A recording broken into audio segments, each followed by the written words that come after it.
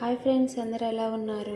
ఈరోజు వచ్చేసి ఆలు మసాలా దోశ విత్ పల్లి కొబ్బరి చట్నీ ఎలా చేయాలో చూద్దాం. ముందుగా పల్లి కొబ్బరి చట్నీ చేసుకో. పల్లీలు, పచ్చిమిర్చి, హాఫ్ ఇంచ్ అల్లం, పచ్చి కొబ్బరి, పల్లీలు అయితే వేగిపోయాయి.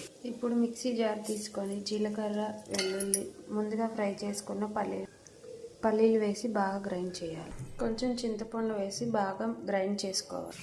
టేస్ట్కి తగ్గట్టు సాల్ట్. చట్నీ అయితే రెడీ అయింది. పోపు వేసుకుందాం. పోపు అయితే రెడీ అయిపోయింది. పల్లీ చట్నీ రెడీ. ఇప్పుడు దోశలోకి ఆలు మసాలా కర్రీ ఎలా చేసుకోవాలో చూపిస్తాను. ఎండుమిర్చి, పోపు దినుసు, పచ్చిమిర్చి, ఆనియన్, కరివేపాకు,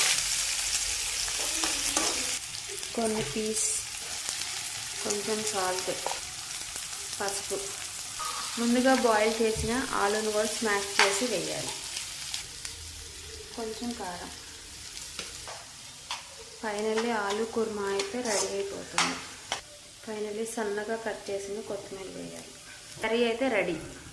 స్టవ్ మీద దోశ పెనం పెట్టి బాగా హీట్ అవ్వాలి.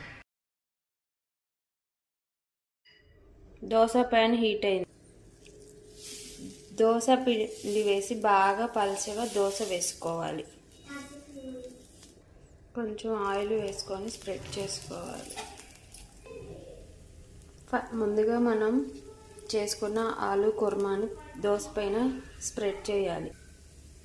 దోశ చూడండి, చాలా పర్ఫెక్ట్గా బాగా కాలింది. చాలా క్రిస్పీగా పర్ఫెక్ట్గా వచ్చింది దోశ.